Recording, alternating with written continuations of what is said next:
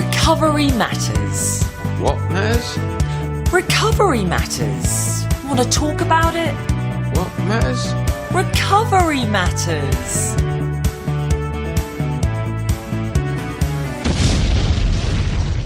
Well, welcome to another East Coast Recovery podcast. My name's Lester. I'm joined in the studio with a friend of ours, Mike Kay from Norwich.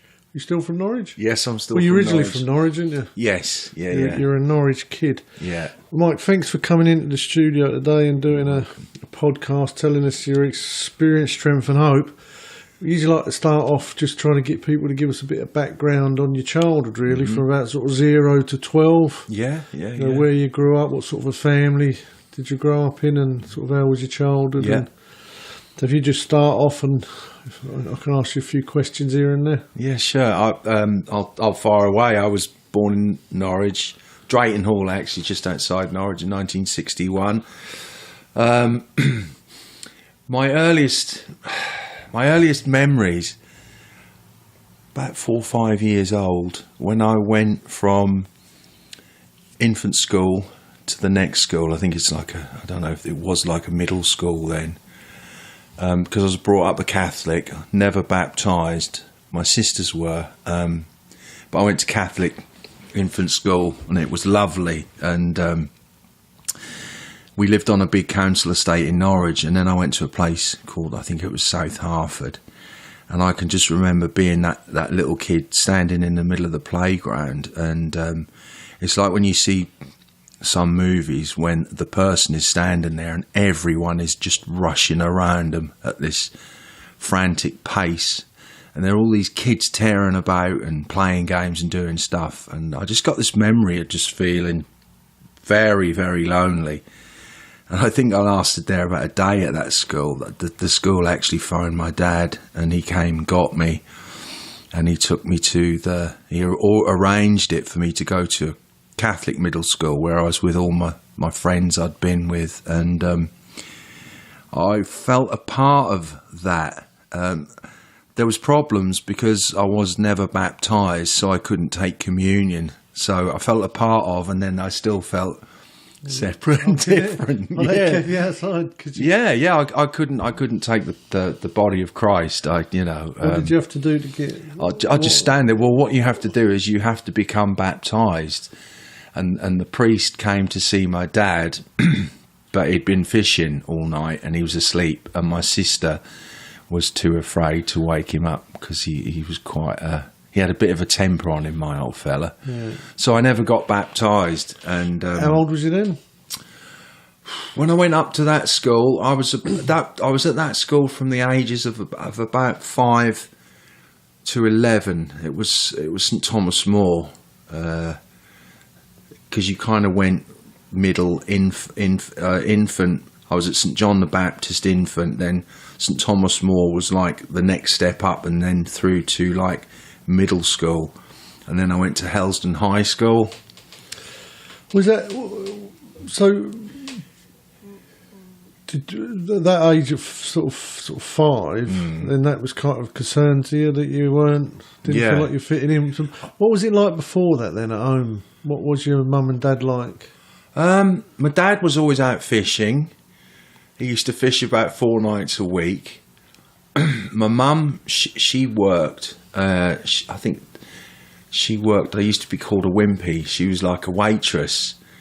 And I always remember my mum when I was a little kid. She's a very, very glamorous woman, bleached blonde hair, loads of makeup. Oh. And I had about a dozen uncles at that time. But I don't think I was related to don't mean that in the uncle kind of way. No, this is your Uncle Frank, and this is your, all right, okay. You know, there was always a different uncle in my kitchen when my dad was out fishing. I can remember that. Do you think that was? Oh, yeah. Because, I don't want to jump ahead too much, but she did have several affairs, and she ended up leaving my dad.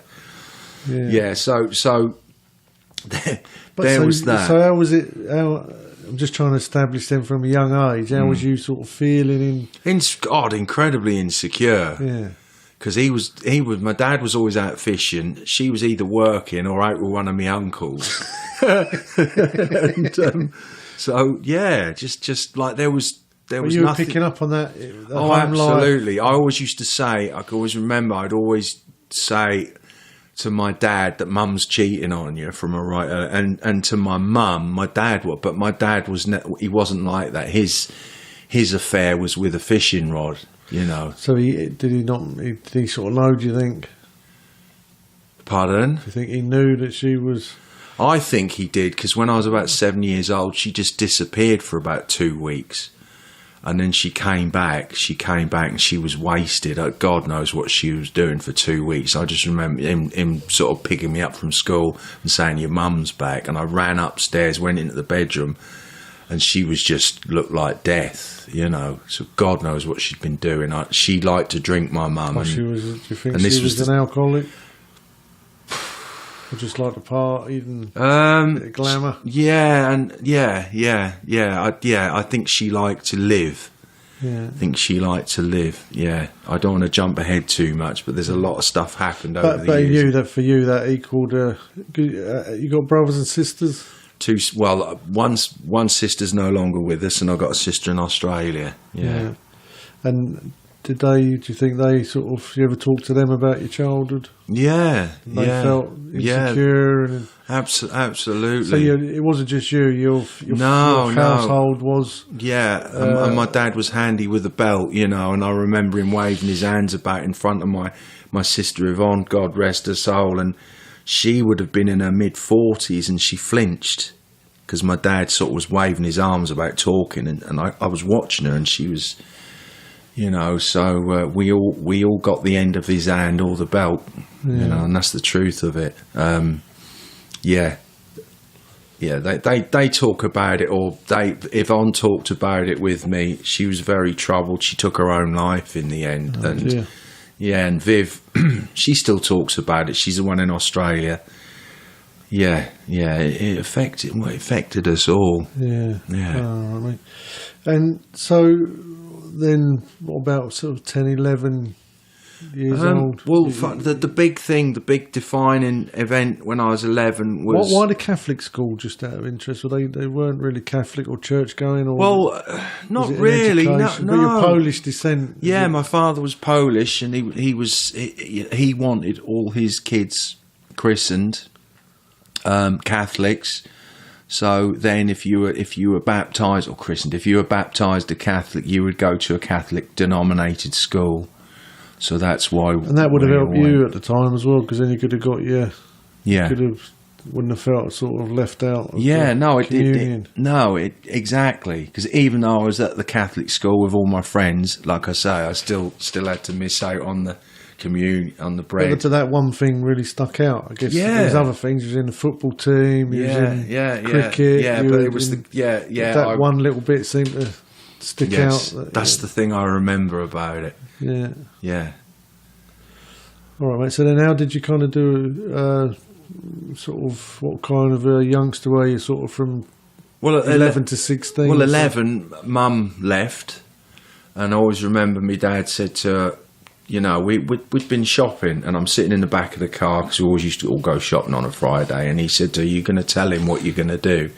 I want you to tell Michael what you're going to do." And she turned round and she said, "Michael, I'm leaving your dad." I'm like, right, okay. Just thinking, and then she said, "But I'm also leaving you." Oh, dear. Yeah, but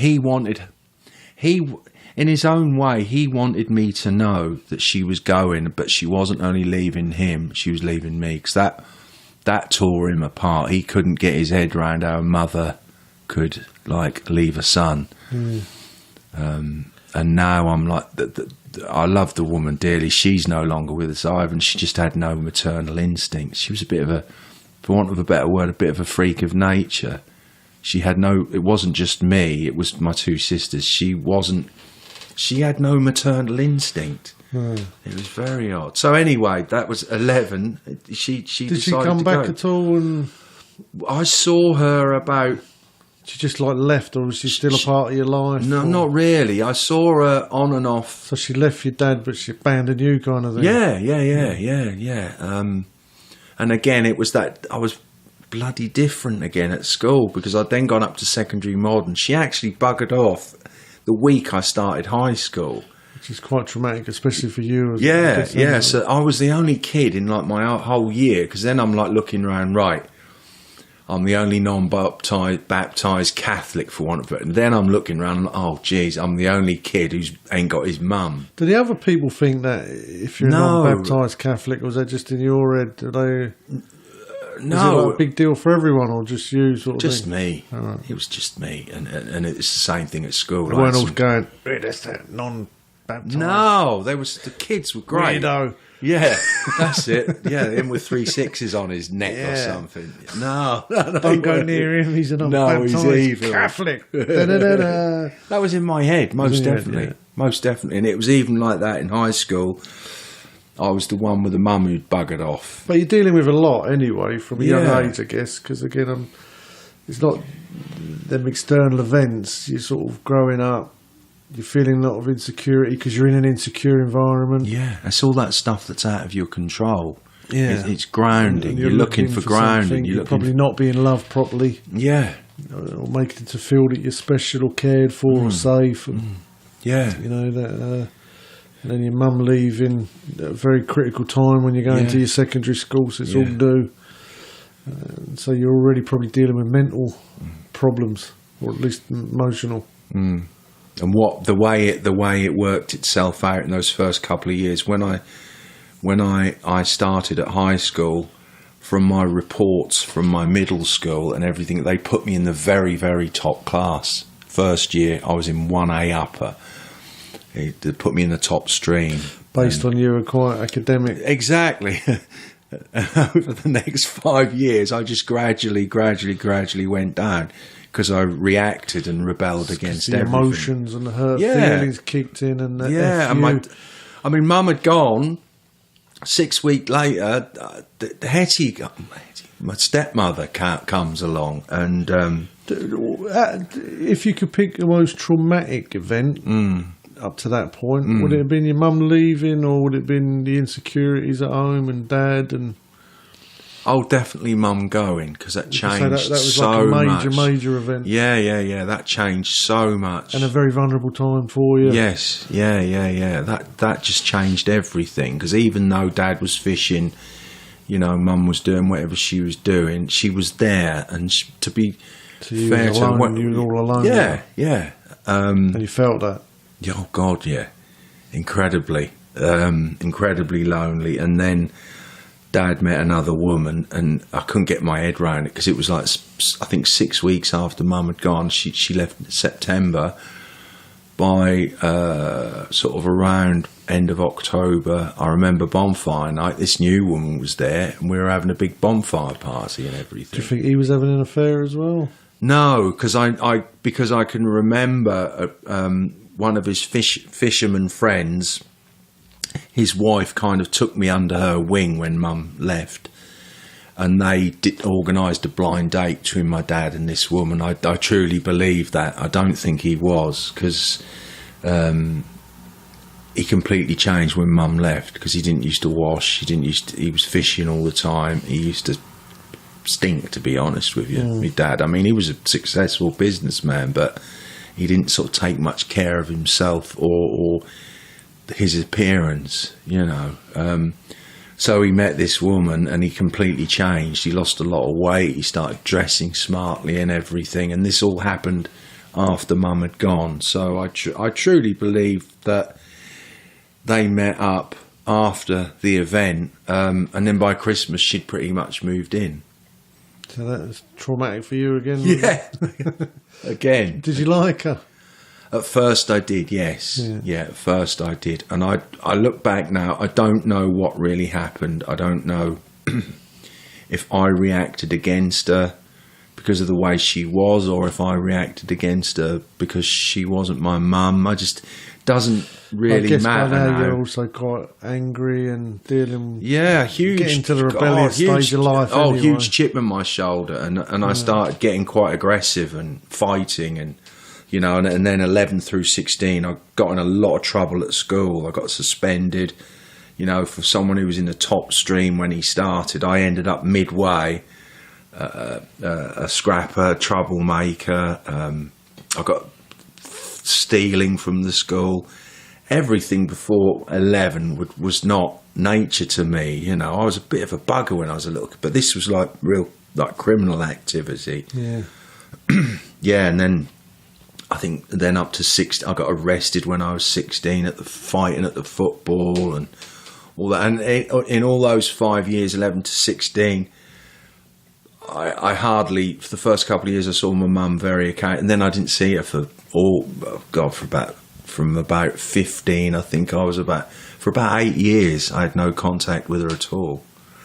So start getting into a lot of trouble around about the age of 16. All right, then, so moving on to sort of 16 to 20 years old, what was happening in your life then? Well, what I started noticing was, experiencing was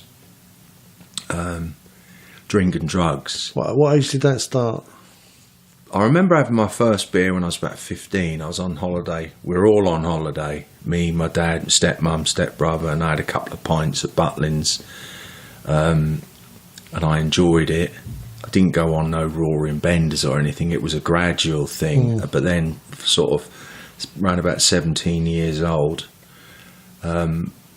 remember there was Pils Lager had just come out, and you'd drink a bottle, because I mean this was strong lager for the time. I think it was about 5.5%, and you drink it in a bottle, you'd get just a bottle, but I didn't. I'd always have pints, and I'd have about 5 pints, which is about 10 bottles. Get very, very aggressive. Discovered drugs, weed, and amphetamine, and I liked amphetamine. I really did. It's nice, isn't it? Well, it was. This is when you're young, though. I mean, Yeah. How, if somebody would have described you about 18, if your mates had said, how would they describe you, your like personality, before you had a drink or taken any drugs? Good bloke, I think. Yeah. Sort of outgoing or shy? Yeah. Or... Oh, outgoing. Yeah. Outgoing, yeah. I actually had a lot of friends. There was a huge gang of. So you're having a good time at that really time? Good time. Yeah. Really good time. And so even when you were drinking and doing drugs, you're still enjoying it? It was all just part of it? Absolutely, yeah. I had some fantastic times. So that has gone from sort of a difficult time to sort of enjoying yourself now, yeah? Well, I thought I had then some control over my life. I thought, well, my mum can't hurt me anymore. I'm growing up now, so Dad can't. He stopped whacking me round with the belt, you know. I thought, well, he can't do that.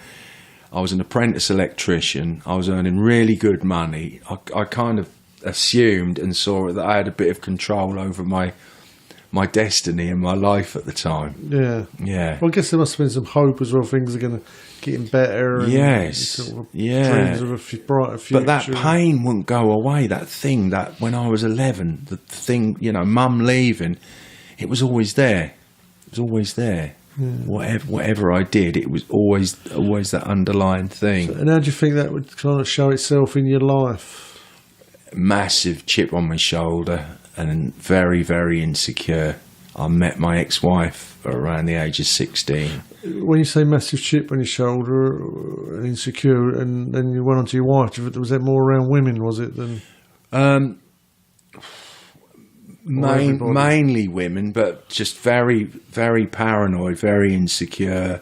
You know, if someone said something to me and I perceived it in slightly the wrong way, I would go over it and mull over it and, you know, and get obsessed over it. And so it's a resentment. Resentments, yeah, which I didn't know what they were at the time, but yes. Yeah. And I guess amphetamines can make you paranoid as well. Massively. And I started smoking a lot of pot then. That can make you paranoid as well. Yeah, a lot of marijuana. Yeah, a lot Did you drink more to try and yes. balance that out? Actually, when I started smoking a lot of dope, I stopped drinking for about 6 months. But I smoked so much dope, I got like psychosis. So you need to drink to bring you down again. Yeah, I got really bad psychosis, incredible insecurities, and and that's when Sandra, my ex-wife, God bless her, she was fantastic, because I had a breakdown. When I was about how old 21. was she when you met her? I was 16, she was 13, 15 and she was 13. Yeah. And then how old was you when you got married then? I was 24. Oh, right. Yeah. Then children come along. Yeah, Jordan came along in 1988, yeah, and he was born 6 months later. He would have been about maybe a year old. I buggered off because I left because I couldn't handle not being the centre of her world anymore. There was this little fella come along, and I was so jealous of him because I was her king before, you know, and I wasn't a very good king. I treated her terribly. But I was the king, and then this little boy comes along, and I couldn't hack it. I couldn't hack the responsibility. I couldn't hack the maturity. I couldn't hack all that emotional stuff of being a father. So I left for about 6 months when he was little. Came back again with my tail between my legs when things didn't work out how I thought they would, you know. And but what I'd done is when we split up, I got back into the amphetamine again, and I kept taking amphetamine even when I went back into the marriage. Because you're a working man, so yes, you were working. I was working all through that, always. Yeah. You know. Was that for your dad's company or? Yeah, well, I was self-employed. I was an electrician with one company when my dad was a contracts manager, and then he started a business up. And I still stayed at his old company, but he said, well, I've got enough work, you can come and work for me. So I thought, this is all right. I was working all the time. I mean, I was taking amphetamines for about 6 years, all through my mid to late 20s. All right, so now you're, say, up to 30, you're still kind of holding it together. So you had a breakdown at some point? Yeah, when I was 21, smoking lots and lots and lots of dope, and I've seen it since. You get like a psychosis from it. You smoke too much hash. Yeah, so 30 years old, still working for my dad. His business was doing really well. How did you pull yourself back from the breakdown at 21? Well, my ex-wife was massive in all that. I'll tell you how I pulled myself back from that. What I did was we bought a house, and I just tried to immerse myself in the relationship and in the house, and I completely disassociated from all my mates, all of them. They used to come and knock on the door and stuff. And trying to knock all the drugs on the head. Yeah. Got in, and then around that time I sort of discovered, because through depression, I discovered some self-help books, and I then started transcendental meditation. So I started meditating. I came off all drugs, weren't really drinking, for a couple of years. And that's how I escaped. That's how I got free from the breakdown, was Sandra. She helped me massively, buying a house and disappearing into that. But the thing was, even though I stopped drinking, stopped taking drugs, I was incredibly aggressive towards her all that time, just taking out all my shit on her.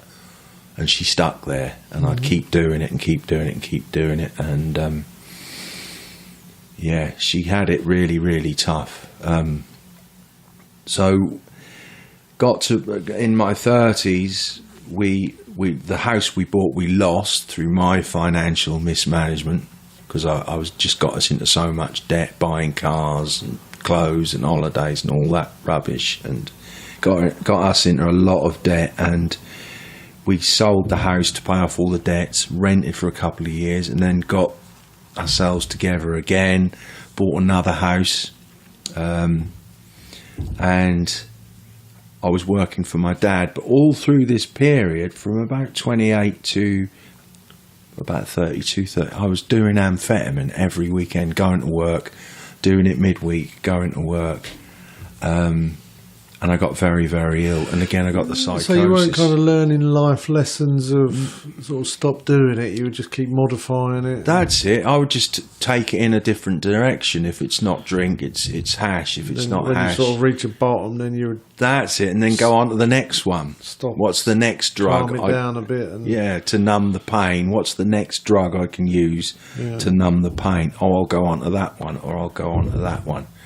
And it happened with the speed. I had psychosis, had a huge falling out with my stepmother, massive great row, and came off the speed. Joined the gym, so I thought, right, well, this is the next thing then, and I got incredibly And how old fit. are you now? Oh, about 37, 38. Joined a gym, got really, really fit, got obsessed with that. And you knocked the drugs on the head. at Knocked this the time, drugs but, on the head. Drinking weekends, that sort That's it. I'd have a drink on a Wednesday and a drink Saturday, Sunday night.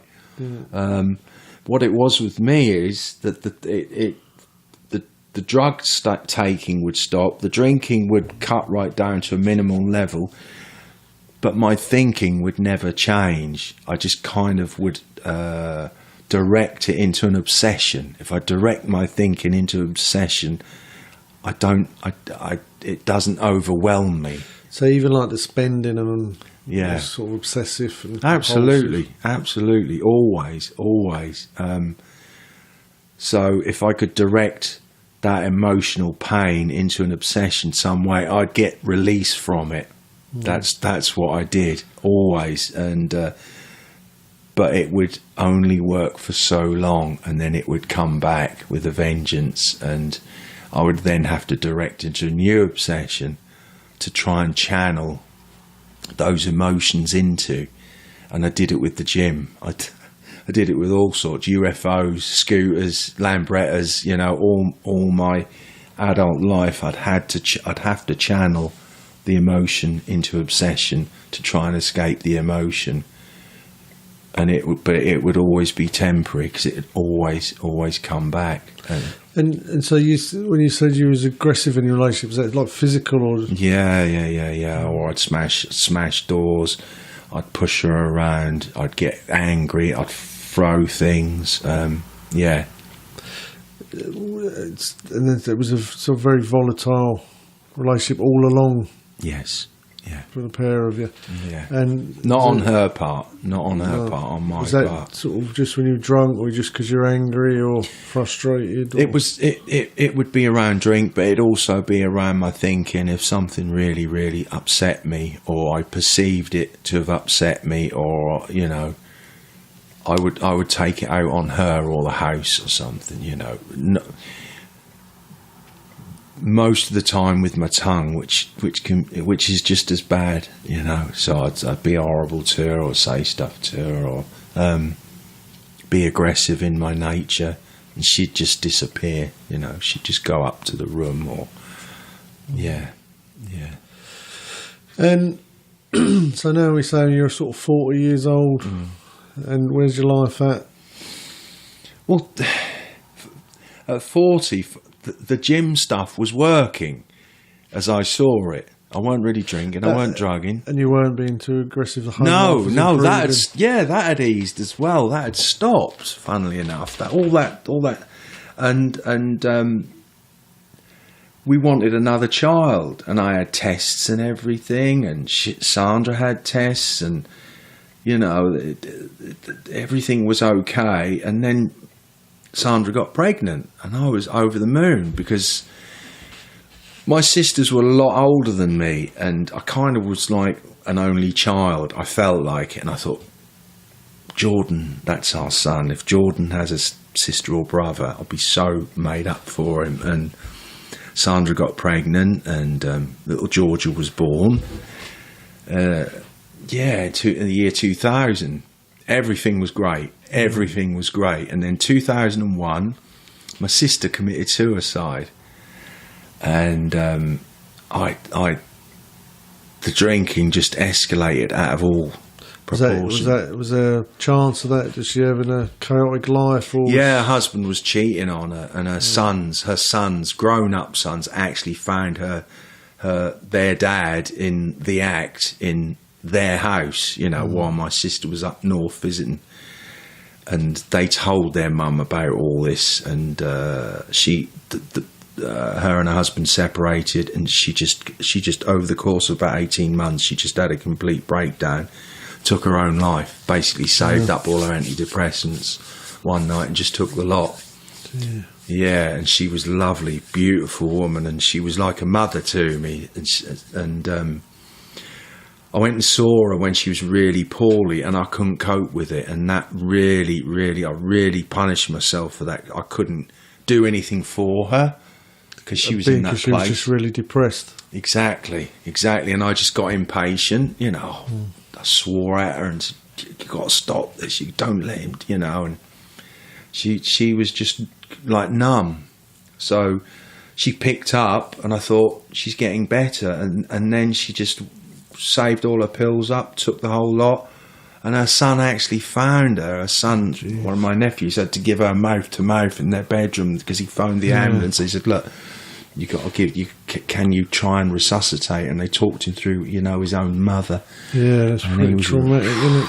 What a time. And yeah, what a time for that boy. He's such a beautiful young man. He really is. She's got two sons. They're both beautiful men, really lovely lads. Say lads, they're grown up now, they're men. And yeah, that just, it was just one more thing. And I thought, I just can't cope with this. I can't cope with life. I can't deal with it. So I drank, you know, and I had little Georgia. I had a beautiful wife. I had a son. I had little Georgie there, you know, and that wasn't enough. I lost my sister, and it was all about the loss. It was all about the loss. And then I drank, got into cocaine. And then I don't know really what happened. I suppose I did. I went back to the gym after about a year. I looked at my family and I thought, I've really got something here. It was always external though. I bought and restored a Lambretta, and I saw my wife, and I saw my son, and I saw my daughter, and I saw my house, and I saw my job. I was director of my dad's business then, and all that stuff, and that kind of just about kept me going. And I stopped drinking. And pulled you back again. Pulled me back again from the brink, so to speak. And then 2007, I just kept getting this intuitive thought or message, or I don't know. It just said, "Take Georgia away to Euro Disney. Take Georgia away to Euro Disney." And I'm like, I ain't got no money, and it's like, borrow the money, take your daughter away, and we all went to Euro Disney. And had a fantastic time. Came back about a month later. She kept falling over. This is little Georgia. She was 7 then, and she kept stumbling, and she got a turn in her right eye, and took her to the doctors, and he said she's just got a lazy eye. But the clumsiness got worse over the next couple of weeks, and the school phoned Sandra one night and said, "Can you get Georgia? We think you should take her to hospital." So Sandra phones me and tells me what's going on. I'm like, okay. And I get to the hospital, and little Georgie she just kind of looked really like she's like doped. She's just not with it. Her vision is all sort of, you know, and she's got this turn in her eye, and doctors start looking at her, and they're not with her that long, and then they take her to a separate room, and then it all gets kind of serious, and they've got a neurologist looking at her, and they're all looking really concerned. And then they tell me, they said, "Well, look, we think there's something going on with Georgia's brain. We need to get her to Cambridge tonight, Addenbrooke's, straight away." So they took her to Addenbrooke's, and Sandra went with her, and me and Geordie, we went home, and I can even remember then I wasn't overly concerned. I thought, oh, they'll sort it out. There's just something going on. Just sat with my son, had a couple of beers. I mean, he was 16 now, so he'd sit and have a beer with me. And no big drama. We went to Addenbrooke's the next day, and they said we have to put her under for an MRI scan, so they do that. And she has the scan of her brain, And after the scan, about an hour later, two or three neurosurgeons call myself and Sandra into this side room. Georgia's in the ward next door. And they say, your daughter has cancer. And I'm right, okay, she has brain cancer. And I said, right. He said, we can give her radiotherapy. And I said, what do you mean you can give her radiotherapy? He said, that's all we can do. I'm saying, so what are you saying? She's going to die. And I said, how long is she going to live? And they said 8 to 12 months. And I looked at Sandra, and next thing I know, I'm just running out. I ran out of the room, ran through the ward, looked over at Georgia sitting there with my dad and my stepmum, just ran outside, just threw up. Ran out of the hospital, got in a taxi, got the taxi to get me a shop. I got a litre of Bacardi, and then I went back to because we were staying in a house which is on site for parents of children. And I necked half the bottle of Bacardi, and I had no thought for Sandra or anyone but myself. I had to bear it. You obviously couldn't cope. I couldn't cope with it. No. And there was like this social worker type lady, and she came and found me and took me back to the ward, and my daughter's sitting there, and I'm looking at my daughter, knowing that she's going to die, and she was so beautiful, and I got all this stuff going on, and I'm looking at Sandra, and my dad's there, and just everyone's putting on an act, because Georgie's sitting there, she's come out from the MRI, she's a bit dopey, and so then somehow get it together for the next 6 weeks when we take her for radiotherapy to Cambridge. But what I then did is, while she's going through the radiotherapy, I took an awful lot of cocaine to numb the pain. I was snorting cocaine and then driving to Cambridge. I wasn't drinking, but I was high on coke most of the time, and she had radiotherapy, and she started getting a little bit better, and then she just went downhill quite quickly. She was in a wheelchair and all this kind of stuff. She was bedridden all through Christmas, and it was absolute hell. It was absolute hell, and that February she died, and that February she died, and everything just fell apart. I was drinking all through the time she was ill, but I was drinking at night. I wouldn't be drunk in front of her. She'd go to bed, and then I'd hit the bottle, get up, take some coke, go to Addenbrooke's. But once she died, there was no need. There was nothing to. What was the point in having any minute sober when you got this black pain inside? Yeah, now of you're you. Completely traumatised. Oh, hey, your whole family, I guess. Yeah, I couldn't even see my son and Sandra. I didn't even see them. All I saw was my pain, and bury it. I mean, that poor boy, because Sandra drank as well, and Jordan's like looking at his dad, looking at it. He hated me at that time. He really, really hated me. And I ended up 24/7 drinker. I was seriously just trying to drink myself to death. I thought, if I keep drinking, my body's going to pack up eventually. I don't have to be here no more. And then I ended up in East Coast recovery. And I think I'd been in there 2 weeks, and I had a chat with you, and you said to me, "You're an alcoholic, Michael." And I was so fixed in my mind. I was drinking because of my life, and you said, "You're an alcoholic," and I'm like, no, I can't never stop drinking. I thought I'd come to rehab, as you hear it so many times. I come to rehab to learn how to drink sensibly, but I've never drank sensibly. I've never drugged sensibly. If even when I wasn't drinking much, I'd have a couple and then just really struggle. really struggle and want to drink, but I wouldn't, because all this external stuff was just Yeah, keeping because me hanging you're on. always using it as a coping. I always used drinking mechanism. drugs as a coping mechanism, absolutely. So I ended up at East Coast Recovery, and you told me that, and I was massively in denial, massively.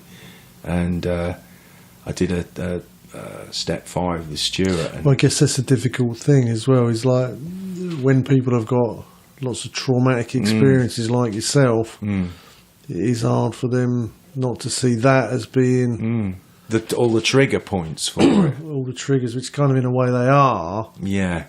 but there is an underlying issue Yes. that just that stuff sort of triggers really. Yes. But Yeah. the feeling of just not being able to cope. Well, there was another mum and dad in the village where we lived, and they'd lost a daughter the previous year to Georgie passing, and whenever you saw him, he wasn't blind drunk, you know. No, or- that's the yeah, thing. You see that in He, rehab. he wasn't blind, and I'm like, hang on a minute, he's not falling apart completely. I mean, I completely fell apart. Didn't go to work, didn't do anything, just sat and drank. But he'd lost a daughter who was equally as beautiful, and she was 16 years old, and it was a nutcase driving a car that she was the passenger. So he even had someone to blame and get resentful towards, and he didn't. Yeah. He gambled a little bit, but he did. Well, yeah. I think equally you see that in rehab where people didn't have all that trauma. But they're still Absolutely. just as drunk and still using just as much drugs. Yeah, they still think the same. See, Yeah. no matter what's happened in my life, my thinking was always, my thinking was always off. My thinking wasn't right. No matter what, with me mum, me stepmum, me dad, sisters, daughter, you know, none of that stuff. I could have had everything, a perfect life, and I'd still want to escape what's going on inside me. Absolutely. Yeah. Yeah, mentally Yeah. you got a problem going on. Yeah. You're trying to... Emotionally, mentally, emotionally, spiritually, absolutely. Yeah, so Yeah. really not what happens outside, good or bad. It's going to happen anyway. I think all those things now, all those things that have happened to me, they've made me the man that I am. So Yeah, they're all they part of the mould life you. experience, Yeah, if that's you for don't sure. drink and drug on all that stuff, this sounds crazy, you know, losing a daughter and all that, but it actually makes you a better, compassionate, empathic human being. That's the gift these huge life traumas can bring with them, a huge gift, can't they? Yeah, but again, I think only that comes with your sobriety. That comes with recovery. Yeah. That comes with the 12 and, steps. and because again, it's like trying to separate the addiction from sort of the normal life experience. Yeah. That has its trials and tribulations, but people often attribute that to their addiction. But then being able to separate and say, look, even if that wasn't happening to you, You'd have- still be doing this if you've got this. Which is what you mental said to me condition. when I first came in, and I'm like, what's he on about, you know? But you were right. You were right. Mickey Bush said that, because he said, "What? How long have you been in here?" I said, 6 weeks. I lost my daughter. He said, "Oh yeah, is that your excuse? Is it?" You know? And I'm like, I looked at him and thought, yeah. But he was Pretty right. good one, but But he was right. Yeah, Yeah. he was right. It is a pretty good one, yes, but again, when you sit with people with the same problem, ended up in exactly the same drunken, drugged up state that Yeah. none of that bad stuff happened to. yeah, It's just trying to divide that out. It's not Yeah. taken away from no, of somebody's course it's daughter not. dying or mum dying or spouse dying or being molested or whatever. Not taking anything away from that. No. It's just saying that's probably not the problem that's No. causing the. It's not the drinking, underlying. drugs. It's No. not the underlying issue No. of what's going on with. And if it me as a is, person at that if it is, time. which it is for some people, Yeah. then you're not an alcoholic and you're not an addict. No. And there's a difference. Yes. There's a difference. Yes. Without this, I would still be drinking and using on that stuff. Yeah, because because- I'd hold on to it because then it does become an excuse. Yeah. Then it does become an often excuse. is, and it's a difficult one to get by with people. especially when they've got good ones like yourself. Yeah. You know. But to me, lads, And sometimes it's even worse with people. You think, man, if anybody's got a good excuse or a good reason to be an alcoholic or a drug addict, it's you. But it's still trying to wrestle that away and say, look, this is because you've got a mental condition. Yeah. This is a mental problem or a spiritual problem, even deeper than that. Well, everyone's suffering is relative to their experience of it. You know, I sponsor people and they tell me about their lives and their families and what's going on. I'm like, blimey, you know, you got that, you got that, you got that, you got. They're surrounded. What was it you said to me last? I saw you. You said, well, you know, we need recovery from alcoholism, but we need recovery from what's going on around us, or families, or that kind of stuff. Yeah, the so dysfunction. don't matter. It's a different problem. So they'll say that exactly. you can have addiction problem and you can have a dysfunction problem. Exactly. They're two separate problems. They both need to be treated in almost like directly with each other.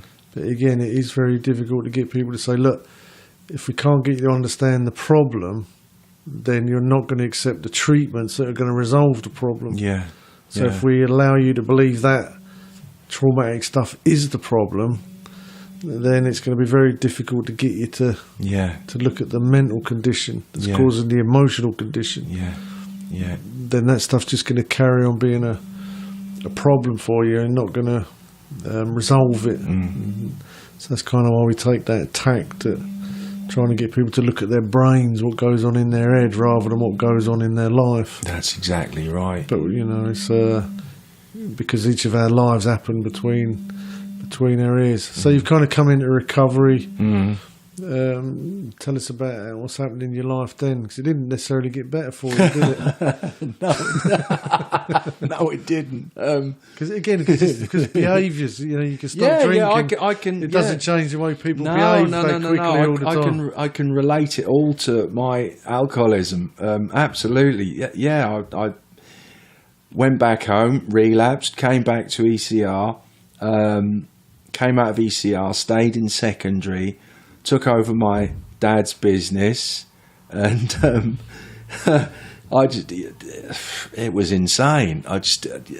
Handing me a business at that time, wasn't drinking, wasn't using drugs or anything, but to have all that power, it's just crazy. I had a bank account and I had a flash car and I was running a business, but the business was struggling. And I actually got that business to turn a profit in the first quarter of me managing it. But then I thought, oh God, I buggered off to Australia for 3 months, you know, and let the design estimator, he looked after it. But it wasn't even him. While I was away, I was spending money like there was no tomorrow. It was like great. I was into all that law of attraction stuff, and I thought, oh, this is law of attraction. No, you inherit a business with a lot of money in it, Mike. This was not law of attraction. You came into a lot of money. I'm sure you're spending obsessionally. Oh, spending obsessionally. Yeah, absolutely. I was spending obsessionally. Clothes, cars, holidays, and all that stuff. And it just carried on, and it carried on, and then by the time I realised what I'd done, it was kind of too late. It was time to. So you're still trying to fix yourself. Yeah, absolutely. I hadn't given everything over to the program or anything. I was 3 years sober, and the business went. Had a big falling out with my sponsor at the time. From Sandra. Oh yeah, I'd been on my own. I was celibate for 3 years. You know, I was completely on my own for 3 years, and that weren't through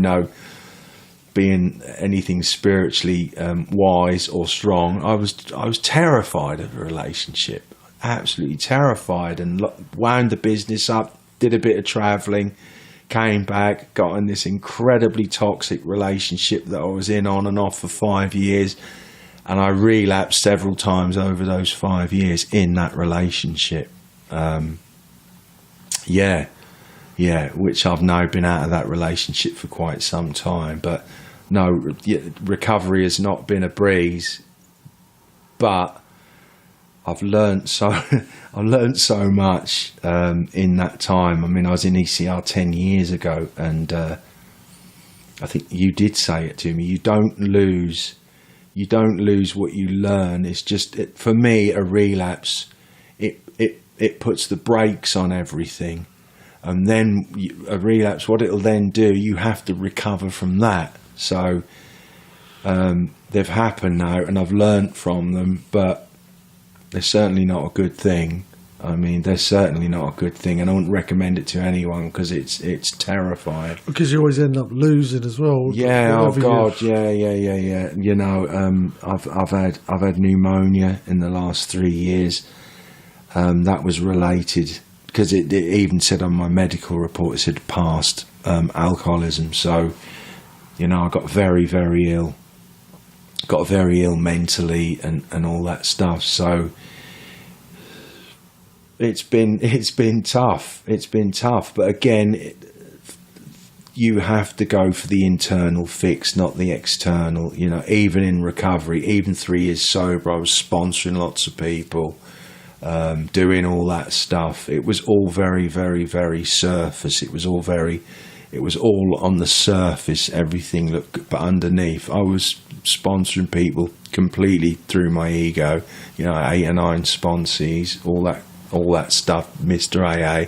I went from being a managing director of business to trying to be a managing director of AA, playing the big cheese and all completely ego-driven, and the alcohol is the great leveler. It will always get you.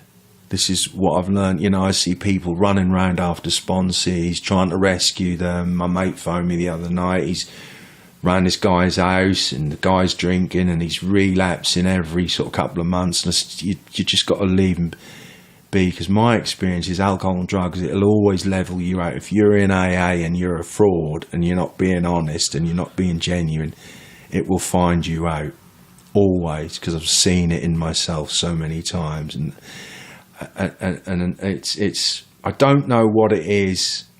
I can't figure it out because I don't have the mind of God, but a switch just came on in me the last few years. And I've had grief counselling, I've had therapy, CBT, I've drank a lot of ayahuasca, I've done all these things. And it's none of those things, though. It's none of those things. I have to say it's a 12 steps, and it's God.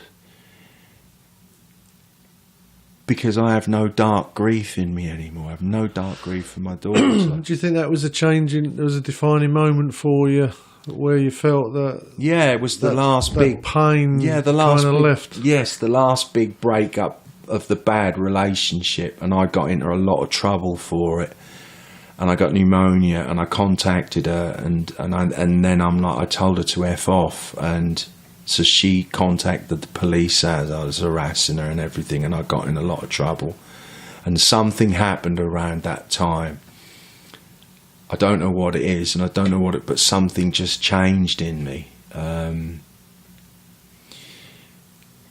I talk about rock bottoms and stuff, but I've had loads of rock bottoms. You know, this is, again, when I say when you work with people, something in you just says you've had enough. If there's something just what is it? Is it a feeling or thinking? What was you feeling? It's a total removal of something. It's like something is completely removed from you. And what you're left with?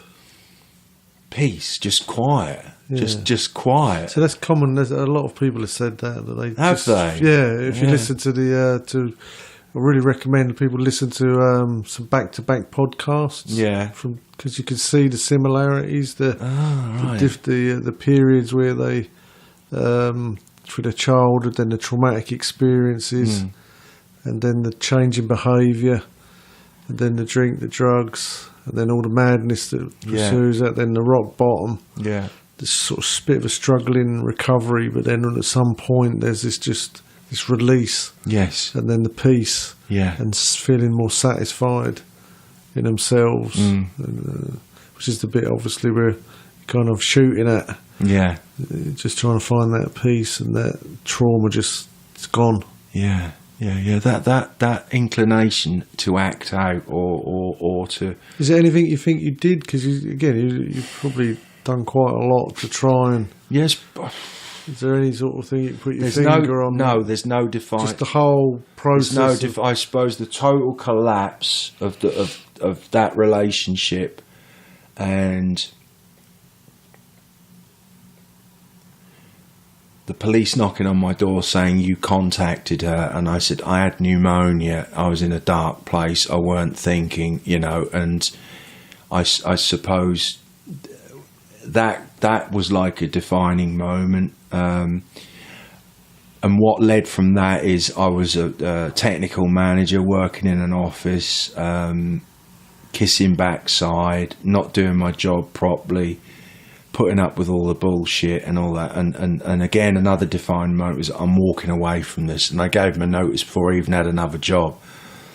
That was a defined... But I think something happens before all these moments for you to initiate the defining moments, because you wouldn't initiate them otherwise, would you? It's a very peaceful place. I don't know. This is where it's different, because they'd always see. This is not linear. You can't trace it to any point in time. It's more organic. It kind of grows outwards. Don't know. That's all the only way. To Do you believe in God? Oh, absolutely. I know. I absolutely know. Because I've had stuff removed from me that no therapy, drugs, ayahuasca, meditation, and I've had stuff. You'd even look around for it, and it's gone. It's not a part of who you are anymore. It don't make up my psyche. That stuff. Well, it says when the spiritual maladies overcome, we straighten out mentally and physically, and the spiritual malady being that feeling of separation. And as you said at the beginning, that you felt sort of separate. Yeah. Yeah. Do you feel that now? No. What do you feel connected with, would you say? Well, I feel connected with you. I'll say this on air. When I see you and when I'm around you, I get the same feeling I used to get when I was having good times with my dad. And it's the same kind of thing. It's really beautiful. I love it. So I feel very connected to you. I just get that same feeling. When I was watching you on Facebook, I thought, what's this all about? I feel like the good times with my dad. Does that make sense? Yeah. That same feeling. I sponsor some people. I feel incredibly connected to them. I don't know. You still, because I guess you've got a lot of change going in your life, but you feel connected to the universe. You feel connected to life. You don't feel vulnerable or insecure anymore. Well, I can feel insecure around. I'm doing a new job, and there's a lot to learn, and the head can still be there. It can be there in the morning. The head can kick off, but I know it, and I pray, God direct my thinking, and my prayers work incredibly quickly most of the time. So I wouldn't say absolutely I get insecurities. But you got a way out. I got a way out, and I know, like there's other people there for you, and yeah, absolutely. And how long is it now since you've been? Well, I came into AA 10 years. What I'd say now is, because I was 3 years sober and then I drank, I'm longer than a year and I'm less than 10. It's just like that. So how old are you? What is it? Yeah. It's same age as my tongue. A bit older than my teeth. Yeah, I said when I'll get 20, please God, at 20, then I'll get a chip. I don't collect chips anymore because I used to do all that, and I don't do none of that stuff. No, I just try and be a good member and help people out. All right, mate, we're coming on an hour, so we said we was going to do an hour, so I think we'll leave it there. Mick, look, we appreciate you. Always good to see you, mate. I consider you a friend. I like to see you, mate. I like it when you're about. We have some good conversations. And I do see that you're one of the people that has struggled a lot on your journey. I think it's sort of would be lying to say everybody just... recovery just all of a sudden pops for everybody, and some people really do struggle, and we're hoping to get more of them people to come and talk to us as time goes by. But what a gift that brings. What a gift that struggle has brought. Yeah, because like I say, it does make you a better person in the long run. Yeah, I mean, absolutely. wish we could just push a button for people and they would get there, but you never give up. No, and you're keeping their journey from them, aren't you? You know, and it's like, if I could say to people who are really going through stuff, stuff is priceless. What you're going through, recovery is all in retrospect. You know, you can only know something once you've been through it. But if people listen to your words and maybe take something from it, it's a good thing, isn't it? Yeah. Everything brings a gift with it, I believe, when you're in recovery. I don't know about anyone else. That's not you become me. apart from life, not apart from it, Yes. a part of it, and its ups, its downs, its difficulties. And I found that even in my own life that, you know, the struggles have never necessarily stopped, but you do find yourself going through them and growing as a result of it, and it gives more meaning and more depth and more richness to life and, you know, to myself as an individual. And you watch that in other people, where you become just more substance as a person. You know, that selfishness just keeps reducing and reducing, and you do start feeling more a part of the whole. Yeah. You know, and again, accepting who you are as part of that process. You know, that this is who I am. Yeah. And that's okay. That's who I've been made to be, and it's okay to be myself. Absolutely. Even if it may upset some other people, there's a lot of other people that enjoy us being who we are, because everyone, I think, desires that, because ultimately it's one of the most difficult things is to be yourself. Yeah. For the reason is most of us don't know we don't know who we are. There's this false self that's kind of imprinted on top of who we really are. Always used to copy people, you know, don't anymore. No. Take on their personalities. We don't have to do that anymore, do we? No. Anyway, mate, look, thanks for coming in. You're welcome. I'm glad to see you doing good, and appreciate you being open and honest with us. And we're going to invite you back to do some other topics and subjects. Thank you. But we're going to leave it there for now. So thanks, mate. God bless. Thank you. And just to let everyone know that you can check out our website, which is eastcoastrecovery.co.uk. And we've also got quite a few other podcasts on recoveryevolution.co.uk. Try and check them out. Thanks very much for listening. God bless. Recovery matters. What matters? Recovery matters. Want to talk about it? What matters? Recovery matters.